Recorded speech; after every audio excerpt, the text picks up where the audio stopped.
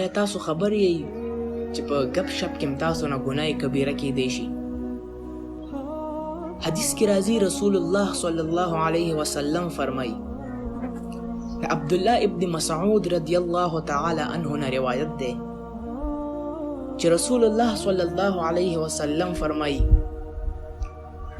وَإِنَّ الصِّدْقَ يَهْدِي إِلَى الْبِرِّ وَإِنَّ الْبِرَّ يَهْدِي إِلَى الْجَنَّةِ وَإِنَّ الْكَذِبَ يَهْدِي إِلَى الْفُجُورِ وَإِنَّ الْفُجُورَ يَهْدِي إِلَى جَهَنَّمَ. متفق علیہ حدیث ده. رسول الله صلی الله علیه وسلم فرمائی، وَإِنَّ الصِّدْقَ يَهْدِي إِلَى الْبِرِّ، او یقینا رښتیا دا تاسو د نیکو طرف ته بوزي. وَإِنَّ الْبِرَّ يَهْدِي إِلَى الْجَنَّةِ،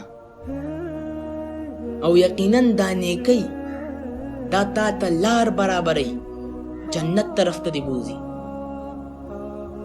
او چې بیا کله یو سړی رښتیا وایي نو دی په دې رښتیاو کې داسې یو درجې ته ورسیږي، داسې یو مقام ته ورسیږي چې د الله په نس باندې ولیکلی شي چې دا رښتینی دی، دا صدیق دی. وَإِنَّ الْكَذِبَ يَهْدِي إِلَى الْفُجُورِ، او یقینا دروغ چې دي نو دا تا د ګناهونو طرف ته بوزي. د یو دروغ د پاره به 50 نور دروغ وي، نه دا داسې نه داسې، نه دا داسې نه داسې. د یو دروغ د پاره 50 نور دروغ وایو، نو دا یو دروغ دا به تا مزید په ګناهونو کې مبتلا کوي. نو وَإِنَّ الْكَذِبَ يَهْدِي إِلَى الْفُجُورِ وَإِنَّ الْفُجُورَ يَهْدِي إِلَى جَهَنَّمَ، او یقینا دا ګناهونه دا به تا ته لار برابري د جهنم طرف ته به دې بوزي. او بیا چې یو کس یو تن هغه دروغ وي او په دې دروغو کې داسې یو حد ته ورسیږي چې حتی که د الله په نس کې ولیکلی شي چې دا څه دی، دا کاذب دی، دا دروغجن دی، نو چې د الله په نس باندې ولیکلی شي چې دا دروغجن دی، نو بس خبره دې ختمه شوه.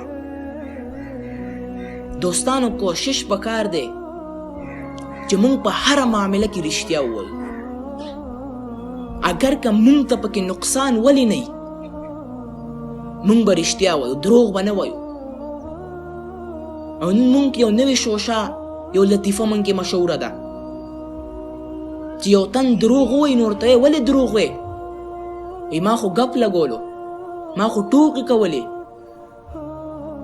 یاد ساتئ دروغ ویل دا ګوره ګناه کبیره ده، لکه څنګه چې قتل ګناه کبیره ده، څنګه چې شراب سکل ګناه کبیره ده، څنګه چې زنا بدکاری کول ګناه کبیره ده، څنګه چې سود کول ګناه کبیره ده. یاد ساتئ داسې دروغ ویلم ګناه کبیره ده. او یو تن چې په غپ شپ ټوکې کې دروغ وایي دا هم ګوره ګناه ده. که د یو تن د بچ کولو سوال نو خیر دی که بیا دروغ وایي. یو تن ستا مخې ته تیر شو او بل کسو پسې روان دی، ټوپک په لاس کې نیولې، او تا ته وایي چې داسې خو د کم کس ونه لیدو چې تیر شو، نو که ته ورته رښتیا وایې چې او داسې تیر شو نو کس به ورپسې لاړ شي او وبیلې قصه به یې ختمه کړي. نو که دلته ته دروغ وایې نو خیر دی، نور ګوره دروغ نشته. نن زمونږ محفلونه، زمونږ کورونه، زمونږ دکانونه هغه په دې دروغو باندې ګرم دي. حتی که د الله کور جماعت هلته مونږ دروغ وایو. دا د مؤمن شایان شان نه دی چې هغه په دې خوله باندې کلمه م وایي او په دې خوله باندې دروغ هم وایي. دا ستا د شان مطابق نه دي، مه وایه. ستا پیغمبر صلی الله علیه وسلم په هغه پلیته او ګنده د عربو زمانه کې مشهورو په صادق او امین باندې. مونږ خو داسې د پیغمبر امتیان یو. ستا پیغمبر هغه داسې معاشره وه چې هغې برایانې د هغې پلیتې هغه نن سبا هر یو کس ته څرګند دي او ښکاره دي. او په هغې زمانه کې چې رسول الله صلی الله علیه وسلم ته کوم القابات ملاویږي نو هغه القابات صادق او امین دي. حجر اسود ته ایښودو موقع راله. بیت الله چې کله تعمیر شو نو ټولې قبیلې را جمع شوې. چا ویل دا شرف به موږ حاصلو، چا ویل دا شرف به موږ حاصلو. حتی کې چې جګړه شوه، تورې راووتې چې په دې دوران کې رسول الله صلی الله علیه وسلم را دننه شو. نو چې ټولو لا نبوت نه دی حواله شوی، نو چې ټول رسول الله صلی الله علیه وسلم وکتو نو ټولو چیغه کړه چې جاءنا صادق و امین. هغه دی رښتینی او امانتدار راغی، دا به زمونږ فیصله کوي. فیصله وشوه. حجر اسود په یو څادر کې کېوستو او د ټولو قبیلو سرداران را جمع کړه چې دا څادر ونیسئ. نو ټولو اوچت که، حتی کې چې بیت الله ته نږدې شول نو رسول الله صلی الله علیه وسلم په خپل مبارک لاسونو باندې حجر اسود اوچت که او ویې لګول. مونږ خو د داسې پیغمبر امتیان یو. نو عزیزانو، مونږ ته پکار دی چې مونږ په اخلاص سره توبه وباسو.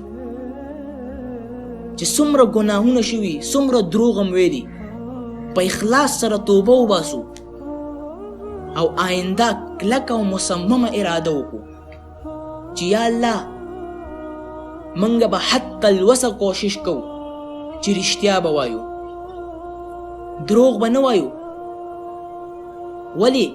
ځکه چې الصدق ینجي والکذب یهلک.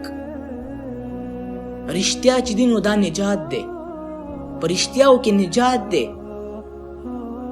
او دروغو کې بربادي د هلاکت دی. والکذب یهلک. نو عزیزانو، مونږ ته پکار دی چې مونږ آینده کلکه او مصممه اراده وکړو چې مونږ به نور دروغ نه وایو، حتی الوسه کوشش به کوو چې رښتیا به وایو. او قرآن کې الله رب العزت فرمایي چې وکونو مع الصادقین، او د رښتینو ملګري شئ. نو السلام علیکم ورحمة الله وبرکاته.